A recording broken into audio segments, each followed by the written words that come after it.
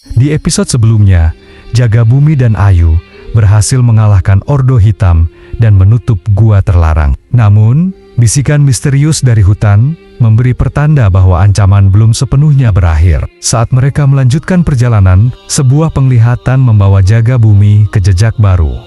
Sosok pria tua berjubah hijau yang menanti di balik kabut tebal. Ketika mereka mendaki Gunung Kabut, bahaya baru menghadang. Makhluk-makhluk bayangan muncul, menguji keberanian dan kebijaksanaan Jaga Bumi. Namun, di saat genting, ia menyadari bahwa kekuatan sejati bukan hanya tentang bertarung, tetapi juga memahami keseimbangan alam. Dan kini, setelah melewati ujian pertama, mereka akhirnya bertemu dengan pria misterius itu, penjaga keseimbangan sejati. Siapakah dia? Apa rahasia yang tersembunyi di gunung ini? Semua jawaban akan terungkap dalam episode selanjutnya. Jaga Bumi menatap pria tua berjubah hijau di hadapannya. Wajahnya penuh ketenangan, tetapi matanya menyimpan sebuah rahasia yang telah lama tersembunyi. "Siapa kau?" Jaga Bumi bertanya. Pria itu tersenyum tipis. "Namaku Ragadirta. Aku adalah penjaga keseimbangan sejati. Dan kau, Jaga Bumi, adalah penerus yang telah lama kutunggu." Ayu dan Jaga Bumi saling berpandangan, bingung dengan kata-kata itu. "Apa maksudmu? Mengapa aku?" Ragadirta berjalan mendekat, menatap Jaga Bumi dengan penuh arti. "Karena darahmu, karena takdirmu. Kau bukan sekadar anak dari Ayu. Kau adalah pewaris kekuatan hutan ini. Energi yang mengalir dalam dirimu adalah bagian dari keseimbangan alam yang sejati." Jaga Bumi terdiam. Sejak kecil, ia memang merasa berbeda.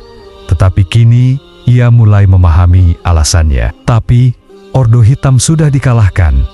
Ayu menimpali. "Bukankah keseimbangan sudah kembali?" Pria tua itu menggeleng pelan. "Tidak. Mereka hanyalah pion dalam permainan yang lebih besar. Kegelapan yang sesungguhnya masih tertidur, menunggu saat yang tepat untuk bangkit." Jaga Bumi merasakan jantungnya berdetak lebih cepat. "Apa maksudmu? Ada sesuatu yang lebih kuat dari Ordo Hitam?" Ragadirta menghela napas. Di bawah gunung ini, tersegel kekuatan kegelapan yang lebih tua dari manusia itu sendiri. Ordo Hitam hanya berusaha membebaskannya, tetapi mereka gagal. Namun, segel itu semakin melemah. Jika tidak diperkuat, dunia ini akan diliputi kegelapan yang tak terbayangkan. Ayu mengepalkan tangannya. "Lalu apa yang harus kami lakukan?" Pria tua itu menunjuk ke arah puncak gunung. "Di sana, terdapat pintu menuju jantung bumi. Kau harus memasuki tempat itu dan menguatkan kembali segel yang menahan kegelapan. Tapi hati-hati, karena jika kau gagal, tidak ada yang bisa menghentikan bencana yang akan datang." Jaga Bumi menelan ludah. "Bagaimana caranya?" Ragadirta menatapnya tajam. "Dengan menggunakan kekuatan yang ada dalam dirimu. Tapi kau harus belajar mengendalikannya dengan sempurna sebelum kau menghadapi apa yang ada di dalam sana." Malam itu, di bawah cahaya bulan yang redup, Ragadirta mulai melatih Jaga Bumi. Ia mengajarinya bagaimana menyatu sepenuhnya dengan elemen alam, bukan hanya menggunakannya, tetapi menjadi bagian darinya. "Jangan hanya memerintah angin. Jadilah angin. Jangan hanya memanggil tanah. Rasakan denyutnya dalam darahmu." Jaga Bumi berlatih keras. Tetapi semakin ia mencoba, semakin ia merasa berat. Energi dalam dirinya begitu besar. Seolah-olah ada sesuatu yang masih tersegel di dalam tubuhnya. Ayu mengawasinya dengan cemas. Ia tahu anaknya kuat. Tetapi tugas ini bukanlah hal yang mudah. Hingga akhirnya, saat menjelang fajar, Jaga Bumi berhasil. Ia berdiri di atas tebing, merentangkan tangannya, dan merasakan seluruh elemen alam menyatu dengannya. Ragadirta tersenyum. "Sekarang, kau siap." Pagi itu, mereka bertiga mulai mendaki ke puncak gunung. Kabut semakin tebal, dan hawa dingin menyelimuti mereka. Saat mereka mencapai puncak, sebuah batu besar dengan ukiran kuno berdiri di hadapan mereka. Di tengahnya, ada sebuah celah kecil, cukup untuk seseorang masuk. Ragadirta menatap Jaga Bumi. "Di dalam sana, kegelapan menunggu. Kau harus masuk sendiri. Kami tidak bisa membantumu begitu kau melewati batas ini." Jaga Bumi mengangguk, menatap Ayu. "Ibu, Jika aku tidak kembali, jangan katakan itu. Ayu memotong. Kau akan kembali, kau anakku, dan aku percaya padamu. Dengan keyakinan yang semakin kuat, Jagabumi melangkah maju. Ia menatap celah itu sejenak, menarik napas dalam, lalu masuk ke dalamnya. Saat tubuhnya menghilang dalam kegelapan, Ayu merasakan hatinya berdebar kencang. Jagabumi, semoga kau selamat. Di dalam gua yang gelap, Jagabumi melangkah perlahan. Di kejauhan, suara gemuruh terdengar, seolah-olah sesuatu sedang terbangun dari tidurnya yang panjang. Dan kemudian, suara itu terdengar lagi, lebih kuat dari sebelumnya. Jagabumi berjalan perlahan di dalam gua yang gelap. Dinding-dinding batu terasa dingin, dan udara di sekitarnya begitu berat, seolah menekan dadanya. Cahaya dari tongkatnya hanya mampu menerangi beberapa langkah ke depan. Di kejauhan, suara gemuruh semakin jelas. Itu bukan suara batu yang runtuh, tapi sesuatu yang bergerak. Aku sudah menunggumu. Suara itu terdengar bergema di seluruh gua. Dalam, berat, dan penuh kekuatan. Jagabumi berhenti sejenak, mencoba mengatur napasnya. Aku datang untuk mengembalikan keseimbangan, katanya dengan suara tegas. Tiba-tiba, dari kegelapan, muncul sepasang mata merah menyala. Bayangan besar bergerak perlahan, mendekatinya. Keseimbangan, hahaha, kau tidak mengerti, anak manusia. Cahaya biru mulai menyebar dari dalam gua, memperlihatkan sosok besar yang berdiri di hadapan Jagabumi. Itu bukan makhluk biasa, tingginya lebih dari 3 meter. Tubuhnya seperti bayangan yang terus bergerak, dengan tanduk panjang dan cakar tajam yang menyentuh lantai batu. Apa kau? Jagabumi bertanya, menahan rasa takut yang mulai muncul. Aku adalah yang tersegel selama ribuan tahun. Aku adalah sang kegelapan, pemilik hutan ini sebelum manusia datang dan merusaknya. Jagabumi menggenggam tongkatnya lebih erat. Kalau kau adalah pemilik hutan ini, mengapa kau ingin menghancurkannya? Makhluk itu tertawa pelan. Hutan ini sudah mati sejak manusia mulai merusaknya. Aku hanya ingin mengambil kembali apa yang seharusnya menjadi milikku. Pertarungan yang tak terhindarkan. Tiba-tiba, makhluk itu mengayunkan cakar besarnya ke arah Jagabumi. Ia melompat ke belakang, menghindari serangan itu dengan cepat. Jagabumi mengangkat tongkatnya, mencoba memanggil kekuatan alam. Angin mulai berputar di sekelilingnya, dan tanah di bawahnya bergetar. Aku tidak akan membiarkanmu menghancurkan hutan ini, teriaknya. Makhluk itu menggeram. Kau terlalu lemah untuk melawanku. Dengan kecepatan luar biasa, makhluk itu menyerang lagi. Jagabumi mencoba bertahan, tetapi kekuatan lawannya jauh lebih besar. Tiap kali ia menyerang dengan energi alam, kegelapan itu menyerapnya. Ini tidak mungkin, gumamnya. Terengah-engah. Tiba-tiba, suara lain muncul dalam pikirannya, suara Ragadirta. Jangan hanya menggunakan kekuatan, jadilah bagian darinya. Jagabumi menyadari kesalahannya. Ia terlalu fokus menggunakan kekuatannya untuk melawan.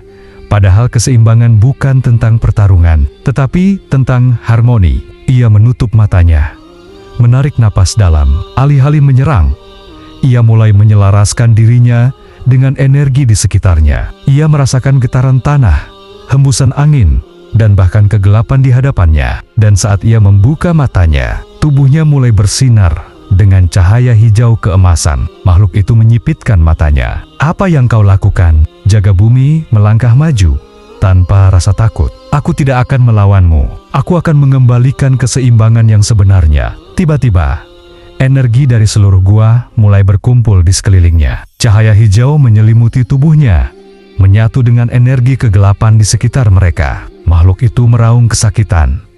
Tidak mungkin, aku tidak bisa diserap oleh manusia. Tapi ini bukan tentang menyerap, ini tentang menyeimbangkan. Jagabumi mengangkat tangannya, dan dalam sekejap, energi kegelapan mulai berubah.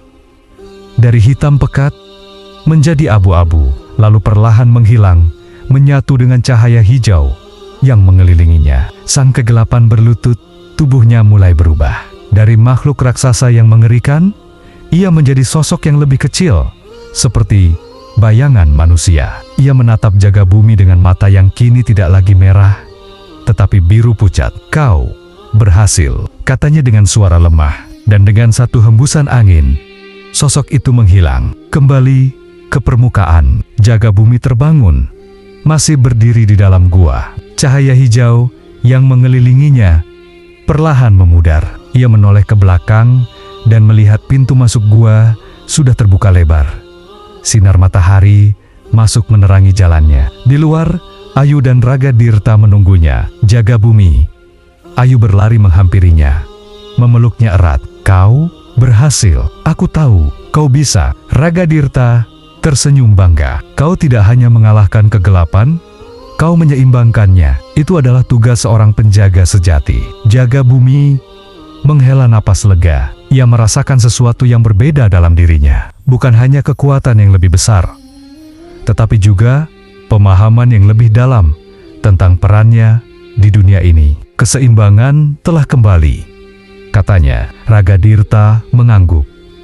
Ya, untuk sekarang. Tapi ingatlah, keseimbangan tidak bisa dijaga oleh satu orang saja. Ini adalah perjalanan seumur hidup. Jaga bumi menatap hutan di sekelilingnya. Ia tahu, tugasnya baru saja dimulai. Dan di kejauhan, angin berhembus lembut, seolah berterima kasih kepadanya. Di akhir perjalanan ini, jaga bumi telah memahami bahwa keseimbangan bukan hanya tentang mengalahkan kegelapan, tetapi tentang bagaimana manusia dan alam bisa hidup berdampingan. Ia bukan hanya seorang anak yang tersesat di hutan, tetapi seorang penjaga yang menemukan takdirnya. Setiap langkah yang ia ambil telah mengajarkan satu hal penting, bahwa kekuatan sejati bukan berasal dari seberapa besar kita bisa melawan, tetapi dari seberapa baik kita bisa memahami dan menyatu dengan alam di sekitar kita. Hutan yang dulu penuh rahasia kini kembali tenang. Tetapi perjalanan jaga bumi tidak berhenti di sini. Dunia akan selalu berubah, dan keseimbangan harus terus dijaga. Ia kini bukan hanya seorang anak biasa, tetapi seorang penjaga, pelindung, dan harapan bagi masa depan. Pesan moral dari cerita ini: pertama, keseimbangan adalah kunci kehidupan. Seperti alam yang memiliki siang dan malam, panas dan dingin, keseimbangan dalam hidup juga penting. Kita tidak bisa hanya melihat dunia dalam hitam dan putih, karena ada harmoni dalam setiap perbedaan. Kedua, kekuatan sejati bukan hanya tentang kekuatan fisik. Jaga bumi belajar bahwa melawan sesuatu dengan kekerasan bukanlah solusi terbaik. Kadang, memahami dan menerima adalah cara yang lebih bijak untuk menyelesaikan masalah.